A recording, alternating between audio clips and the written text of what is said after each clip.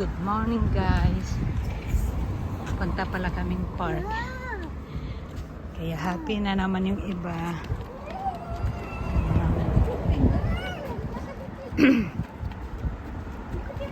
Punta kaming park para naman makapaglaro siya. Matagal na kaya.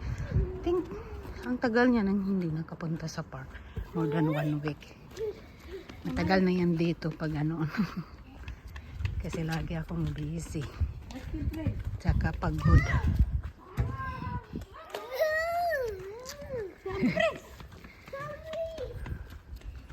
Ayan, makulimlim nga. Makulimlim nga yung ano, yung kalangitan. Pero okay lang. Kaya naka-jumper siya kasi malamig-lamig na dito. Ayan, ang lola niyang naghahabol.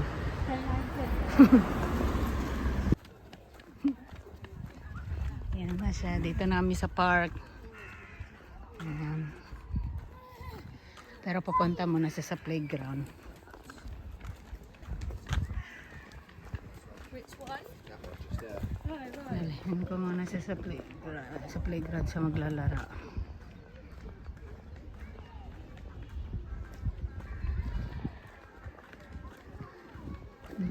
May magbe-birthday doon, 1 years old. Si mama. Stai che lo che non posso che squatta, mamma. Bambi, boy.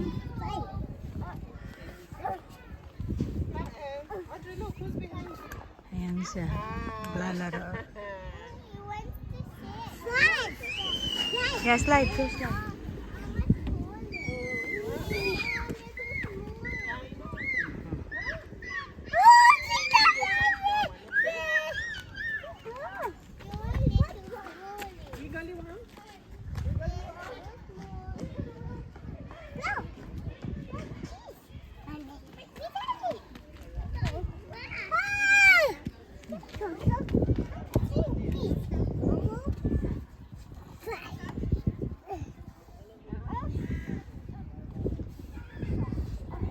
Nagping ngamot ay.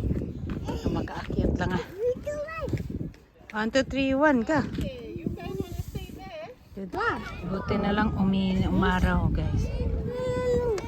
Okay. Sorry. Soft like falls, can you see in your mind, set you free, hold on tight, let it be, feel the sound, let it breathe, building up. Guys, kain tayo. Chicken with swarba. Kung sa Romania, nilagyan ko lang ng malunggay. Kasi nakabili ako 2 days ago ng malunggay sa Asian shop. Nilagyan ko guys. So, look at that. It's yummy. Yan ang kakainin ko.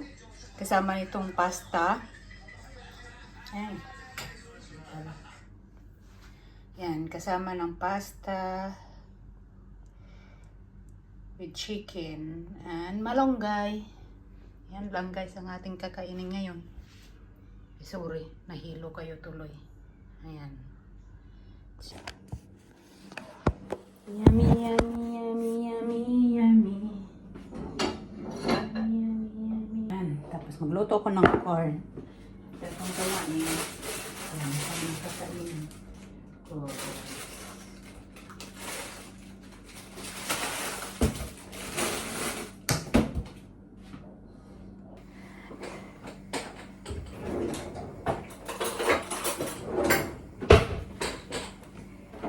Yan, kain tayo guys. Sorry. Ito lang, kakainin ko yun.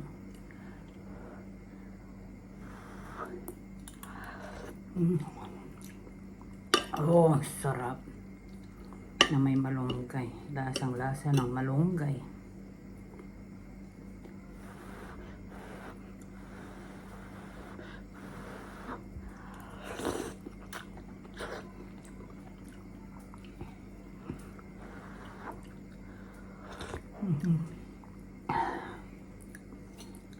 Sige na.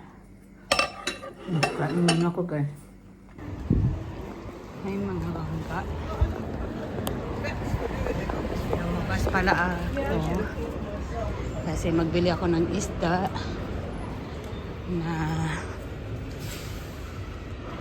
sardines. Lulutuin ko mamaya. Diyan ako bibili mamaya. So fish and meat. Punta muna ako sa Savers kasi may bibili lang ako pang toilet namin. Tapos ano pa nga yan?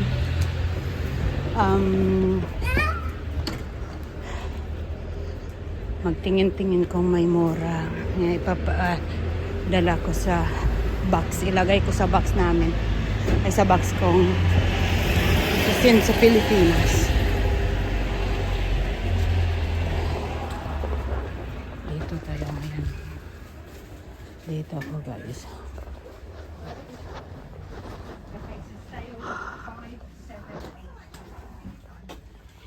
Ito na pala ako sa isdaan guys. Yan ang isdang fresh.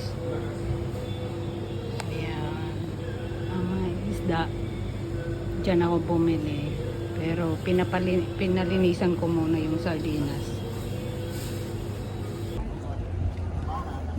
Gupo muna ako. Tapos na ako guys mamili. Kaso lang hinihintay ko pa si Costel. Kasi malapit na daw siya dito.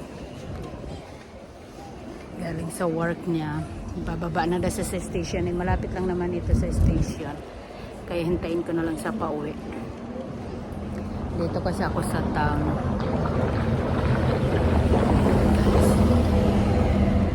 Siguro nakikita nyo na to sa iba kong vlog. Dito lang naman kami lagi. Kasi ito lang naman yung pinakamalapit sa amin na town. Kaya yun guys. Ano ba yan? Pag-uwi ko sa bahay, magluto pa ako ng sardinas. Pero madali lang naman kasi gusto lang naman ng asawa ko at saka ng biyanan ko ay prito. Ang akin, yung iba gusto ko sa amin kasi sa Ilonggo, yung pinamarhan, yung hindi ko alam anong sa Tagalog, nakalimutan ko na. Basta iluto ko lang sa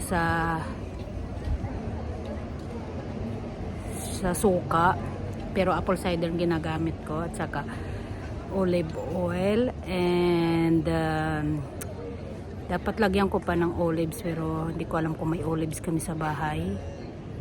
At saka carrots, at saka I think lagyan ko din ng onion at saka celery.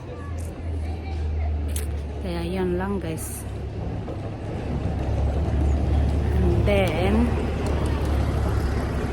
with rice. Hindi ko pa alam kung ano yung ipapakain ko kay Onyx. Ang hirap.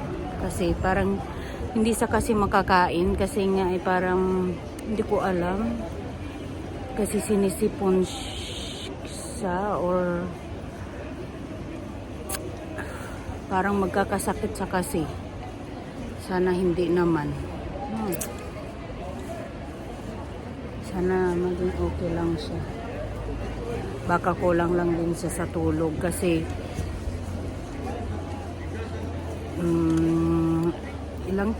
ilang araw na ba siya na yung araw na hindi siya natutulog. Kahapon hindi siya nakatulog kasi umalis ako, pumunta akong hospital, and then nung Sunday hindi din siya nakatulog ng araw. Monday lang siya nakatulog. Tapos ang aga niya kasing nagigising, natutulog siya sa gabi. Ano ba yan, anong oras ba siya natutulog sa gabi? Natutulog siya sa gabi mga alas 10, minsan maabot ng alas 11, tapos magigising siya ng 7 o'clock. Ang aga niya kasing nagigising. Pag wala na kasi ako sa tabi niya, nagigising na siya. Parang mga maabot lang yun siya ng mahigit 1 oras, tapos gigising na siya. Gumigising ako ng 5 or 5:30 kasi nagluluto.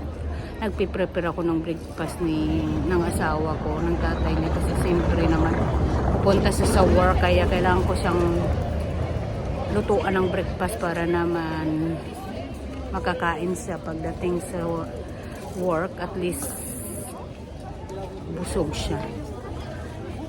Kasi kung hindi mo yan siya i-prepare ng breakfast, hindi yan siya magbe-breakfast, mag-iinom lang yan ng kape, tsaka maliit na kakain lang siya ng kaniyang kakain lang yan siya ng kung ano, biscuit or something ganoon. Naawa naman ako sa kanya. Tapos parang minsan nahirapan akong bumalik doon sa bed. Kaya yun, magigising na din yan siya ng maaga. Kaya ngayon, pinatulog ko siya, tapos parang maabot na siya 2 oras kaya bago ako umalis. At least, okay na siya. Dapat mamaya maaga din siyang matulog kasi para makabawi yung katawan niya. Ang hirap pag hindi siya pag magkakasakit siya, guys, kasi pag magkakasakit siya lagi na lang mainit din ang ulo ko. Kasi nahirapan ako, naawa ako sa kanya. Yun lang. Ayan na, parating na si Daddy.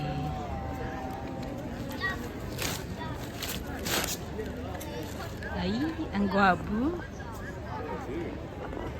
Ayan ang aking dinner, guys. Ayan. Sardinas. Ayan ang kain to, guys.